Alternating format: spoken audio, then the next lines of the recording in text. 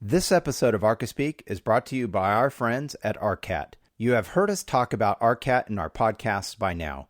Hopefully you've taken the time to visit their site because this is such a great tool for you, the design professional. For this episode, I want to tell you about something new that Arcat has launched. It's called Charrette. This is another great free service from Arcat for you to take advantage of. Create a project, assign tasks, share and collaborate with colleagues and clients in real time. You can use it as a tool to just simply promote your firm for the world to see. At a minimum, this is free advertising for your firm. Simply put up photos and create a portfolio for people to browse. We helped Arcat during the beta test, and we think it's pretty slick. In addition to all the other features we've talked about that Arcat offers, this is another awesome free service from Arcat. Make sure you go check it out. You've got nothing to lose, so go over to arcat.com and click on the project login link right on the top of the homepage. Thanks again for Arcat, who is our longest running sponsor of Archispeak, for sponsoring this episode of the show. We here at the Archispeak podcast are extremely excited to have our latest sponsor on this episode, which is the American Institute of Architects. And they want to introduce Architectural Adventures, which is the new travel program from the AIA. Join Architectural Adventures on immersive small group tours that take you behind the scenes to experience exclusive access to the world's greatest architecture. Delight in world-class accommodations and fine regional dining with like-minded travelers. Tours range from 5 to 20 days and include an architectural expert selected by the AIA to ensure enjoyment for architecture enthusiasts and intellectually curious travelers alike. Visit architecturaladventures.org/podcast to sign up for updates and find out more about the remaining 2017 tours and the 2018 lineup. Again, that's architecturaladventures.org/podcast. And thanks to the AIA for sponsoring this episode of Archispeak.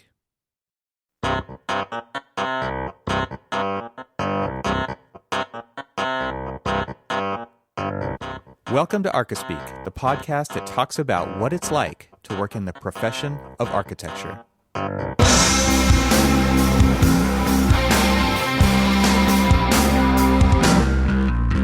Welcome to episode 118 of the Archispeak podcast. I'm Neil Pan.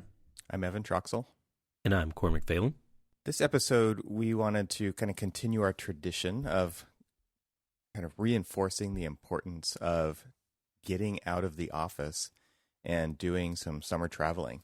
And so we've done this a couple times in the past. I think we've done it once each year. I mean, I can't remember It exactly. might help if we actually look that up and check, but that's okay. Yeah. We do a lot of homework for this. It's too much work.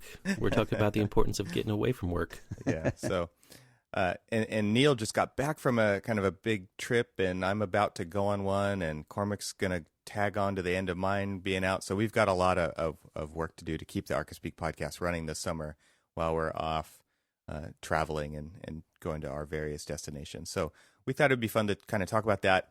And just because of the kind of alignment of the AIA sponsorship of this episode, talking about their Architectural Adventures program that they're offering, it just kind of all lined up. And so here we are. And I guess kicking things off, let's start with you, Neil, because you just got back and this is all like super fresh in your memory. Maybe you can talk a little bit about your summer trip that you've done and then maybe where you're going next. The first of two. Yeah, what'd you do, Neil? Well, we went back to New York. It was a kind of a unexpected, not necessarily unexpected, but shortly planned trip to attend a family member's wedding. And so we decided, well, if we have to go back to New York anyway, let's take off a few days before we have to go to the wedding and visit New York City. I hadn't been there since 2003. And that was the only time I'd ever been there. And all it did for 2 days, the 2 days I was there, was rain. So I hadn't seen the sun in New York yet. So fortunately, the 5 days we were in the city, it was pretty spectacular. It pretty much was sunny, very hot though. It was in the 90s back there. So if any of you know East Coast weather in 90s, it's not necessarily the most pleasant, but it was at least very nice. Yeah. Cormac, do you know anything about that? No, not at all. You're already running the AC. Yeah. It's early. Yeah, it was definitely pretty warm, especially the day we got out to Liberty Island and to see the Statue of Liberty. It was like, I think it got up to about 95, 96 that day. So not the most pleasurable experience there, but it was pretty spectacular to be able to go to New York, one, and have fantastic weather. We walked along the High Line, which was a pretty amazing project of an old, what was it, elevated rail. Yeah. And after years of neglect, I think the story, I didn't get into the entire story of this, but my rough recollection is that over time, of course, weeds and just flowers and different things started growing on this thing, and people had the idea of, hey, let's turn it into something, and they did. There was I believe, an architectural competition that turned this into what it is now, and it's a pretty spectacular. I think it's 1.5 miles long, and you get some spectacular views of the city because you're elevated, and you get to see through different corridors or just avenues that in different perspectives than you would get from the street level. And then it's just lined with trees and different foliage and different seating areas off to the side, and it's a pretty spectacular project and a great thing to experience if you're in New York, because you get the feeling like you're in the big city, but you're completely surrounded with, it's like a little bit of Central Park through the middle of the city. It's very strange, but it's a wonderful experience, and if anybody goes there, I highly recommend it. Yeah, we're actually planning on a weekend trip to the city, so that was one of the things after seeing. And I don't know if anybody noticed this, the few shots here and there of you on the line. It was a plethora. No, actually, I mean, honestly, because of all of the shots and stuff, I'm like, okay, every time we go to the city, we, for some reason, never seem to get a chance to go to the High Line. I don't know, I just here, there, or whatever. I mean, we were only there for like a day or whatever. And to see all the shots, I'm like, you know what, I gotta go see the High Line, because it looks cool. It looks fantastic. I went there on my last trip, and it was like Neil is kind of alluding to. It stands above a lot of the other memories that I have from that trip because of its impact on me. And as a piece of landscape architecture and as a piece of infrastructure, and the way that it just kind of stitches these blocks and neighborhoods together and brings all these, it's so activated. Yes. I mean, that's one of the things that is so epic about it, I think, is just how it totally activated the west side of the city there to pull everybody into this outdoor space. And then just how you kind of get, like you're talking about, Neil, all these different vantage points of under buildings and over buildings and in between buildings. And they kind of put the city on display. There's like these little amphitheaters where you can just hang out and have a picnic while you're looking at, the traffic going underneath you and stuff. It's just amazing. And so it really does stand out because how different it is, I think. I mean, it's just one of those places that it was leftovers, right? Yeah. And now it's center of the action. So it's very cool.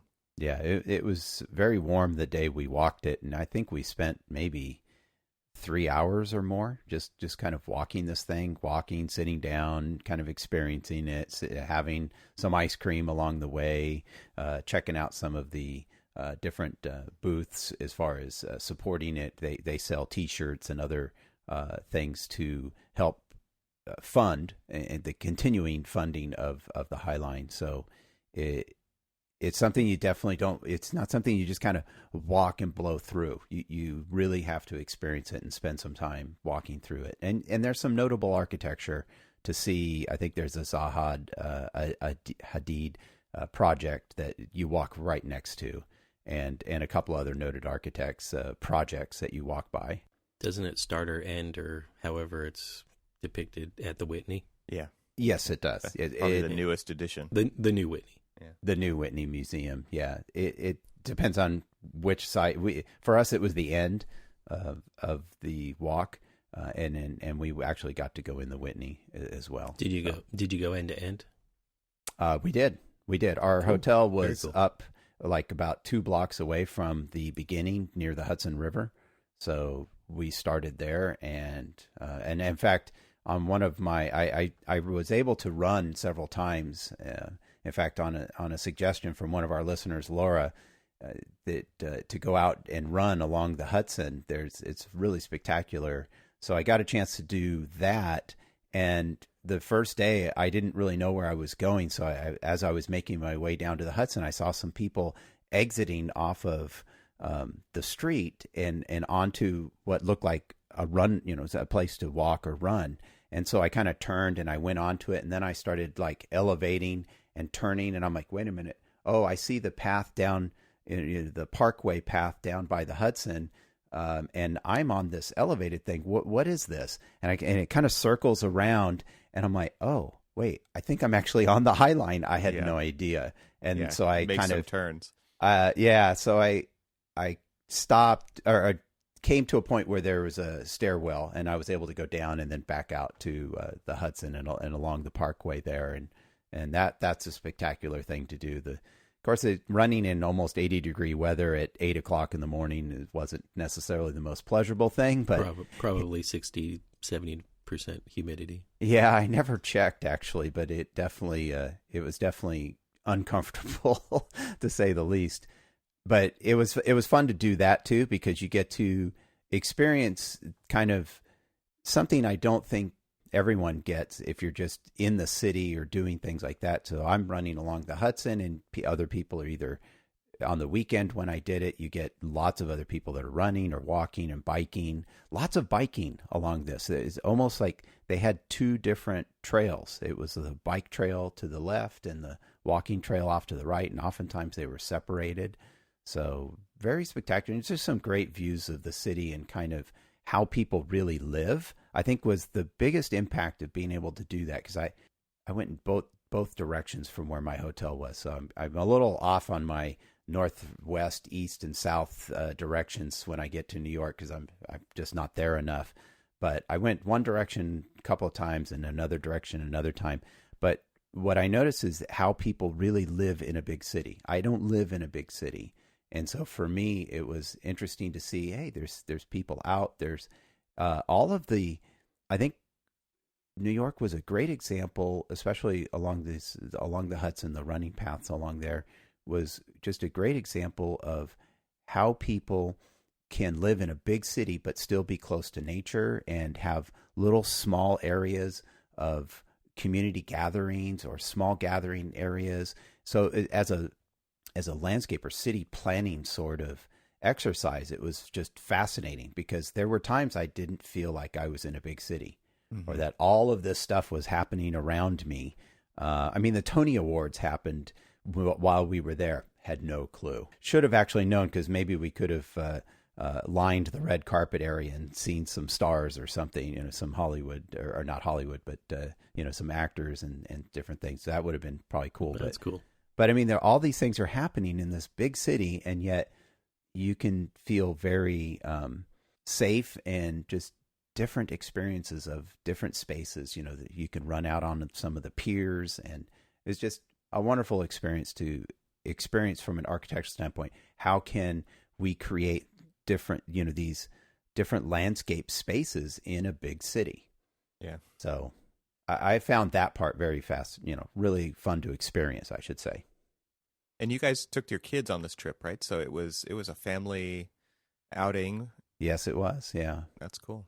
Yeah. Very cool. Yeah. So the kids got to run around, and I think there's a benefit of being on the West Coast and going east, because the kids, there's so much to see in New York, and things are up very, open very late, and much later than locally here. So the kids had a 3-hour advantage, so they could easily stay up till midnight or 1 o'clock, because it's only 9 or 10 for us here, at least for the first 3 or 4 days. I don't know if the kids ever actually kind of switched time zones, because it was rough getting them up in the morning and tough to get them to go to sleep at night. That's for sure. But that just sounds like a kid. Yeah, probably. and hey, it's pretty exciting to be there, especially cruising through Times Square at like midnight on a Saturday or Sunday night. Yeah. Just all the people and all the lights and all the activity. I think for them it was quite the experience. We did get to go up to the top of the One World Trade Center, or One World Observatory, they call it. Wonderful experience. If anybody gets a chance to go, definitely do that. It's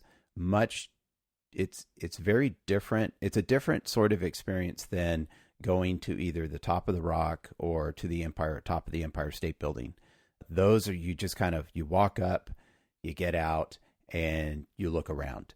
And I give the people that designed the One World Trade Center, that experience, the observatory, a lot of credit, because they turned it into an experience. And I won't spoil anything for anybody. If you go experience it, it's really cool. Eventually, yes, you do get to walk around and look out, but they turn it, they have a process that you go through as you go up and you get out and you go to eventually getting out and looking around. So it was kind of a modern take on how can we turn this into more of an experience than you just walking up some stairs or getting out of an elevator and going out and looking through the plexiglass to see the city. Very cool. Very cool. Well, the cool thing about the High Line, because, you were talking about going to Rockefeller Center and places up kind of closer to Central Park. Mm-hmm. And that's usually where we always end up every time we're touristing up New York City.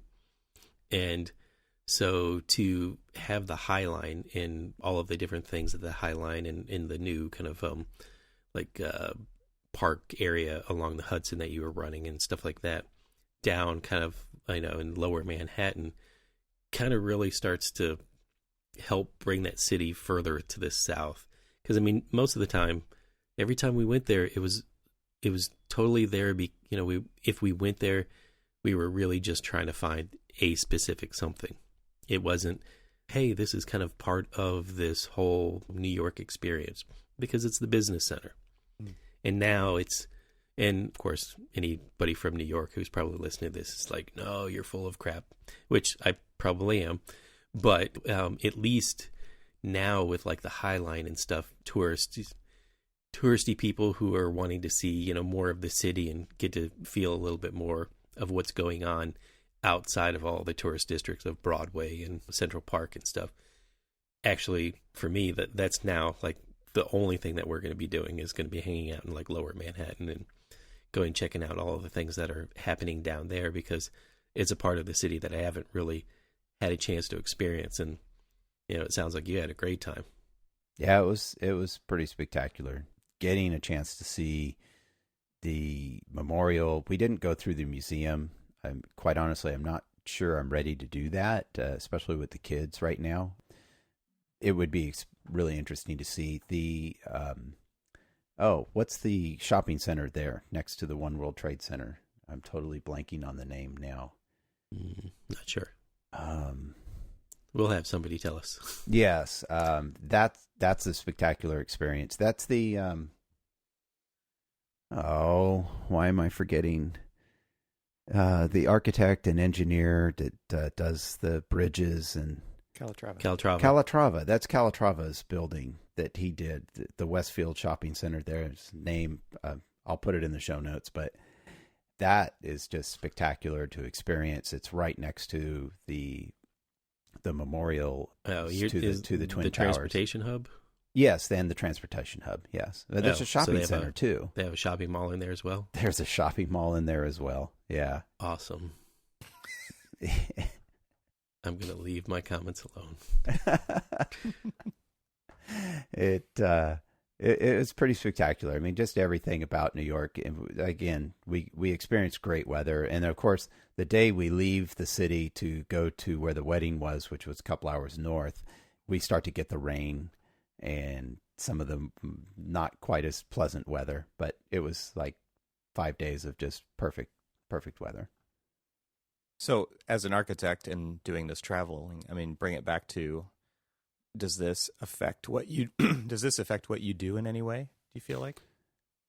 I don't know if it affects what I do. I think what it does affect is just from a life experience, which of course always affects everything you do, right? You always think about, hey, I saw this, or I experienced this space, or here's how they did it here.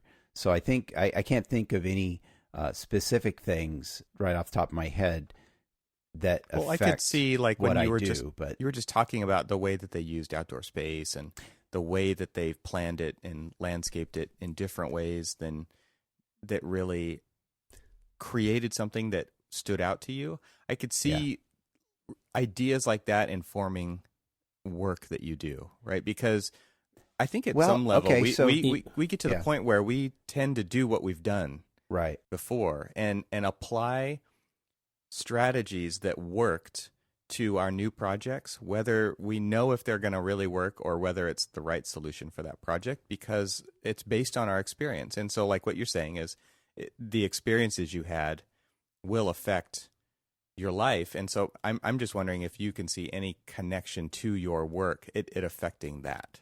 Well, I'll give you a good example. So this week at the office, we're working on creating a community building for an existing apartment, low-income apartment complex. And so it'll be a new building, and typically I've done a few of these already this year for the same client. And typically they're kind of one monolithic sort of space, community space with either a kitchenette or a small kitchen, some computers, a laundry room, some service office, and a property management office. It's kind of the basic program that for some of these smaller complexes. And so where we were going to put this one through and this was just coming to the top of my mind as you asked me this question, because I didn't think of it this way. But as we were working on this project, we actually split the building, and we separated the laundry and the service office from the rest of the community building, which is more kind of a public space for the residents.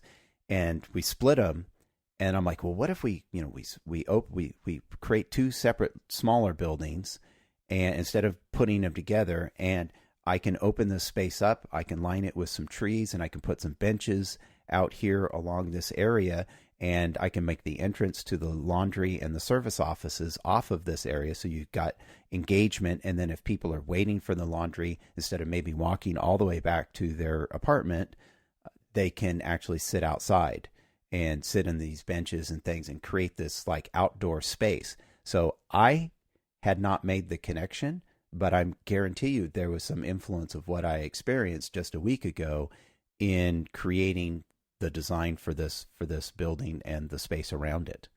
Yeah. Mm-hmm.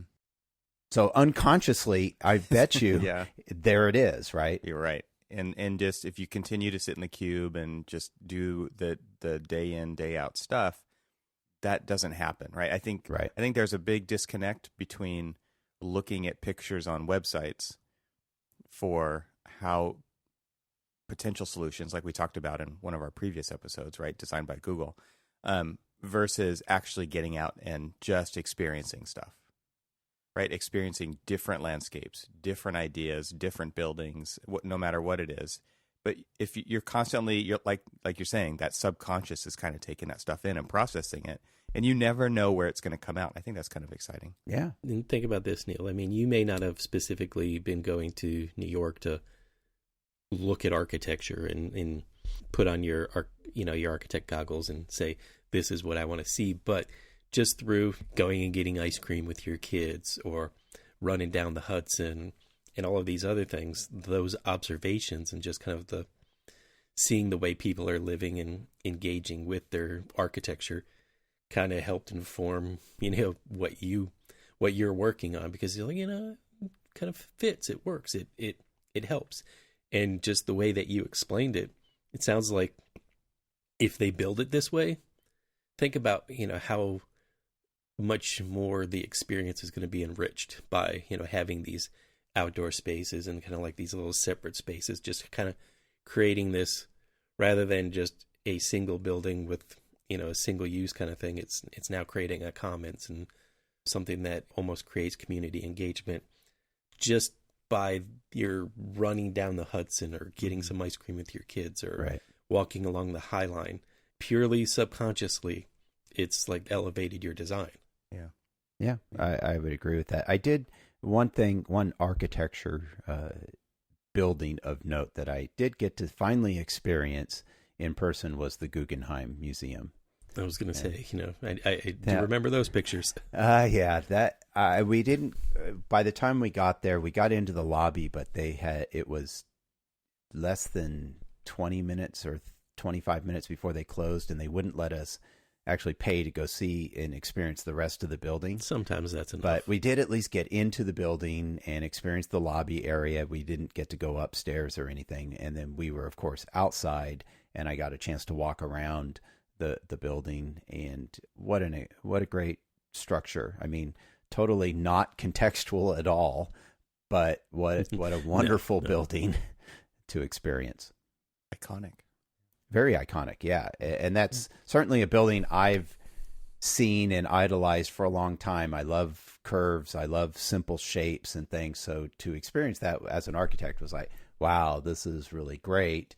And then at the same time, just it's like, wow, it's real, right? I think that was probably the biggest thing in experiencing that building was, it's really there. It's real, right? Because I've only ever experienced it in a book or photos or something like that. And it's so iconic, and yet, no, it's actually real. People use this space. There's vendors on the corner that probably have no real appreciation for the architecture, but they know it's a tourist area, or people. There were people taking pictures all around this building from across the street and all over. And when we were there was a fantastic time because it was late in the afternoon and the sun was behind or in front of the building. So we got some great light. The golden hour. In front of it. None of it was in shadow. So that was just fantastic. If you're there, if you want to experience the Guggenheim, I recommend going in the later afternoon to the building because that'll be the best light to take a photograph of the building, and not in the morning when the sun will be behind the building. Right. So speaking of Frank Lloyd Wright, Cormac. Speaking of which, good segue. Queued it up there for you. Thanks. Set it on the tee. No coach pitch. Just let me lob it right on out. No, so today we're as we're recording this, I'm kind of saying, all right, let's quicker tell that story. Right? Nice. No, you got a long drive ahead of you.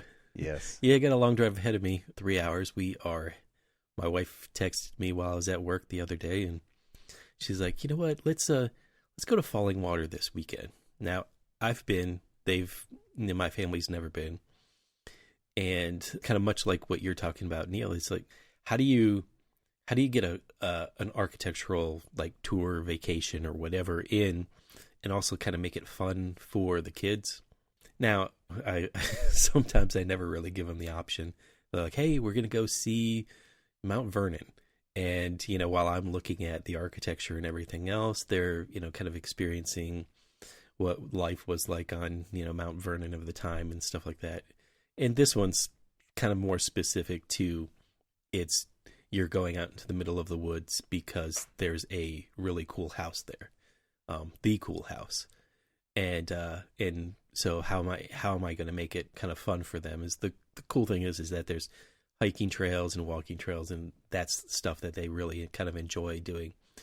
And being able to put it in the context of, Dad gets to go see a really cool historic building that is, again, most of the time people just see it in magazines or online or whatever.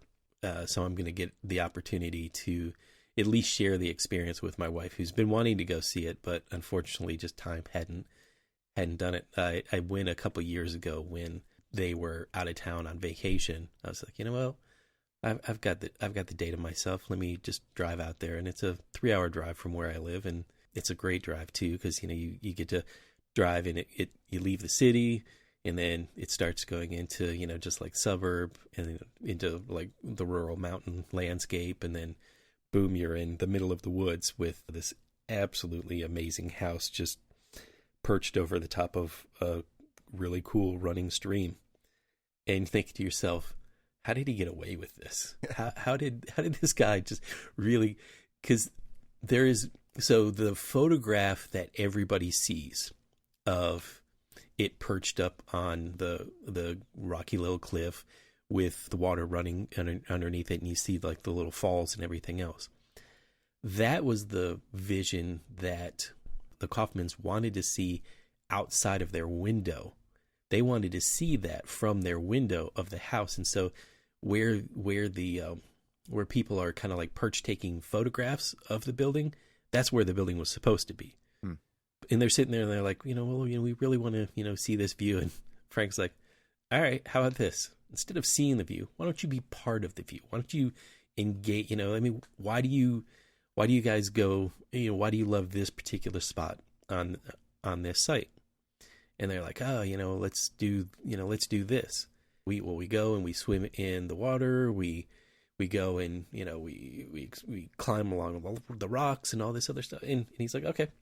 And then he comes back and he shows them. They're like, we never in our wildest dreams thought to do that. Right.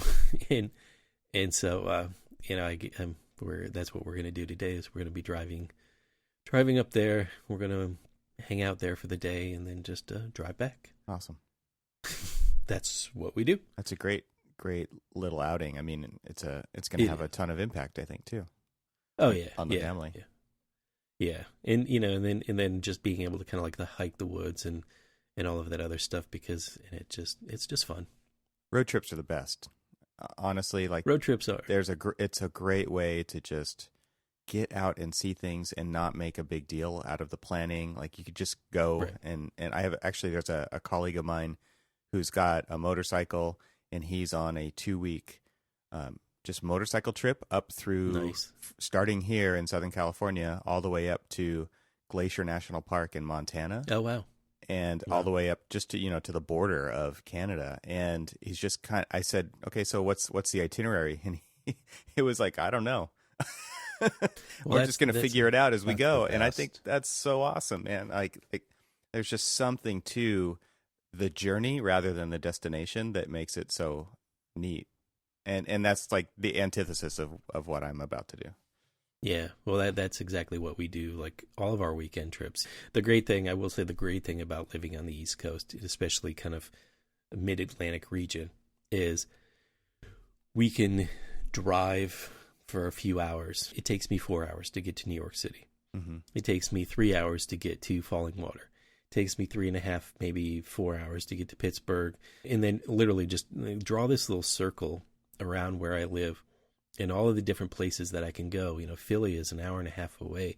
I mean, you got all these different places that you can experience distinctly different things. Mm-hmm. Philly is different than New York. It's different from like driving through Lancaster County, Pennsylvania, right, and seeing all the rural farmlands and the Amish and things like that. I mean, it's just completely different things. And that's what we love about the areas, because we can just do that and have absolutely no plan on where we're going.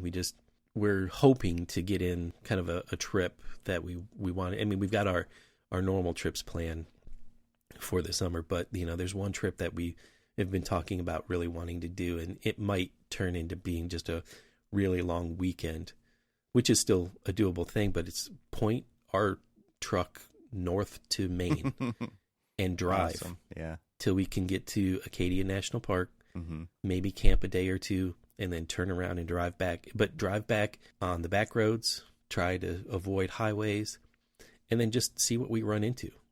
Yeah. I mean, that's what we did when we went to Niagara over the Christmas break. We stayed completely off the highways as much as possible. And just the back roads and all of the really cool little old towns that are like 150 and 200-year-old towns that are still there, that are just maybe not thriving as much as they used to, but still cool little hole-in-the-wall diners and things like that. Just really getting a chance to see kind of old Americana. Yeah, it just is absolutely amazing. Yeah, the more you can disconnect from the normal, right? The commute style, right? And get on those back roads and actually be looking where you're going and not actually sure, and trying to figure it out as you go along, and taking the time to stop here and there to read the signs and whatnot. I think that's just like a great strategy, if you want to put it that way, to getting out of the house and doing something that will actually affect your career in different ways that you never thought of. So again, bringing this stuff back to what you do, you're seeing things and you're because cities are built over time, and you get to see how someone has to deal with somebody else's problem and turn it into an opportunity, and figure those things out when you visit these old, especially these super old towns like you're talking about. We don't have those here on the West Coast, right? We don't have anything that old. So you get to see how they built on top of this and how they got around that, and experience that stuff as you're driving through these back roads. It's really cool, and I'm sure it affects kind of, it could affect campus planning in a way that you never thought of, or whatever. Like the engagement of how, bringing it back to Neil's trip to New York, the High Line. Right now we've got this cool little project that we're working on, which is just a pedestrian bridge that connects the older part of this campus to its new expansion. Well, unfortunately, it's kind of cut off between the new expansion and the main part of the campus by a double track railroad.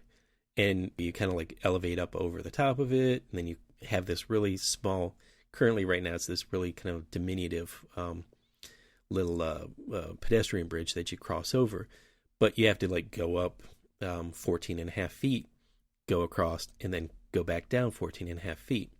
And so we're trying to, one of the projects is to really try to figure out how to engage, make that more processional, make it feel like it's part of the campus, make it not feel like you're coming to the edge of campus, walking across the street, walking up 14 and a half feet of stairs, walking across this thing, and then walking back down 14 and a half feet of stairs, and then boom, you're in the middle of their campus expansion. Right now, it's so very just, I got to go that way. But we want to make it kind of more processional, more connected to the old campus, make it feel like it's celebrated, make it, feel like it more of a ceremony type thing rather than kind of like pull-offs, and where you can sit and you can kind of survey the new part of campus, because you're up high and you kind of like look down and it's like the athletic departments, the new nursing schools there, dorms are going to be there eventually. There are all sorts of really cool things that are planned for it. And just looking at these trips that you can take, like the High Line is a great example. And they had thought about that when they were thinking about this new bridge. It's just like, how can we make it more of just a utilitarian bridge, but make it more of an experience? Very cool. You don't do that by just like flipping through a magazine and trying to mimic something. You do that when you experience places like that. Neil, you don't do like splitting a building apart, because now you're going to you're going to have to convince them to spend a little bit more money, because now you're making one building into two. But what you're doing is you're creating an experience. Right. And to be able to, you wouldn't know that, you wouldn't know to even do that if you weren't just, even if it's purely subconsciously, you wouldn't know that if you didn't experience some of these places. And that, as we've said countless times, I know Evan is a huge preacher of that, and for good reason, of getting out there and experiencing things and seeing things and kind of broadening your palette. Yeah. Hey, so I've got an idea. Why don't we stop here in the to respect your time, Cormac, and you get on the road and go to Falling Water, and we'll pick this conversation back up in the next episode and talk about what you experienced there, and then I can talk about what my plans are for the summer. Does that sound good? Sure. Sounds like a plan. I think that we're gonna a little teaser. Yeah, a little teaser there. I like that. I think it would be cool to kind of see this or hear this play out full circle, because I think it would be cool to hear the experiences that your family has, and then we can talk a little bit more about what the AIA's tours are coming up. They've got a bunch of different locations. We'll put the link to that in our show notes, but if you don't click on the link to the AIA thing, let me just tell you about it. They're going to be going to, in 2018, which the bookings open up for this summer. So just to kind of build on their ad a little bit, they're going to Germany. They're going to go to the Bauhaus. They're going to Miami. They're going to Lisbon and the Lisbon to London cruise. They're doing the Rhine River cruise. They're going to Eastern Europe, so Budapest, Krakow, Prague, Vienna. They're doing Portugal and southern Spain. You can go to Japan, Montreal, the southwest of the United Kingdom, and Cambodia. And then they have even some more potential tours on top of that. So there's a lot of stuff going on where you can be like specifically doing architectural sightseeing tours with a guide from the AIA who is well versed in that area. And I think that, we could continue this architectural adventures conversation into our next episode. Oh, absolutely. So yeah, there's definitely a couple of those you mentioned. Places I've been, actually, a couple of them, and then just, it sounds like fantastic trips. So definitely recommend it. We all know how hard it is to plan these trips. And so I think that's one of the draws to this is you don't have to do that. You can kind of just show up and be led through this. And there's something that's like really relaxing about that, just take, especially if your interests are being taken into account as an architect. So very cool. Right. Absolutely. You had mentioned it to Neil, when we were talking about his New York trip. It's like, were you looking at architecture? And, maybe subconsciously you were, and, consciously you were just kind of experiencing the city and stuff. But I love to go to architecturally slanted places that I know are going to be all sorts of different things. And I may be taking my kids to Philadelphia and going to different museums and things like that.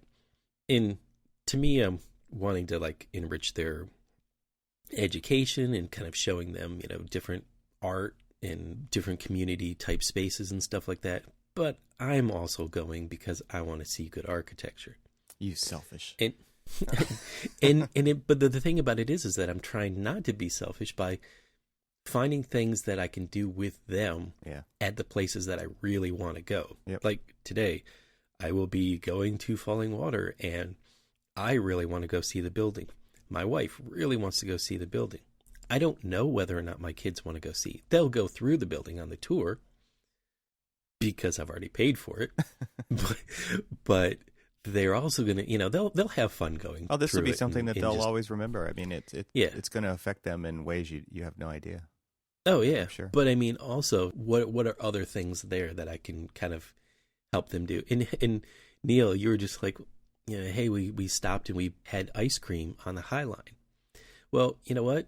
Just having ice cream on the High Line while you're overlooking the Hudson River and kind of immersed in the middle of all of these buildings and stuff.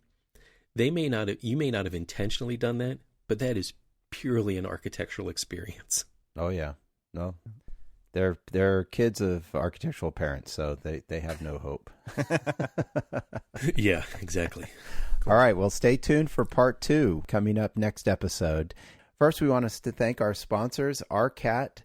Check out all the features they offer over at arcat.com. And we also sponsored by Architectural Adventures, which is the official travel program of the American Institute of Architects. Thanks to both of them for sponsoring this episode.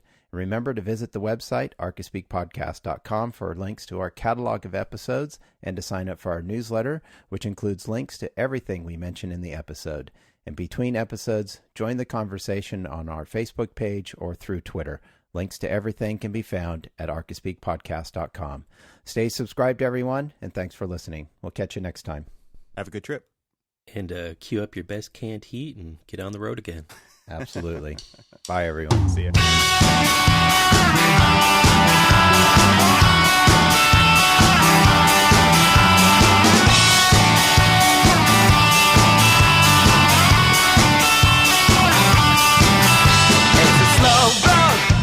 You have to walk it, you can start now, or you can hang your head in despair. The only road will take you there. They may tell you that you'll never recover, baby. I've learned one thing or another about you. It's the only road will get you there. And if they don't know how to treat a lady, maybe you can teach them how to act. They could use a little bit of discipline and a hand on the backside, baby. Let's pretend we're doing the right thing. And while we're at it, have the opposite day. Some like to hug, some leave a bruise, some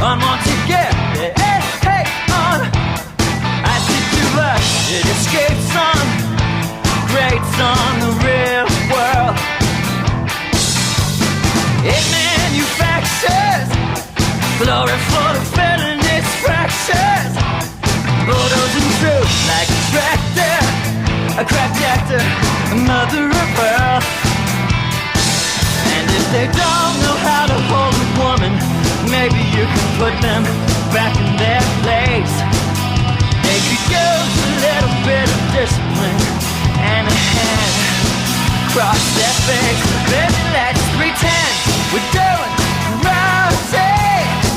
And while we're at it, have the opposite day. Some like to hug, some leave a rose.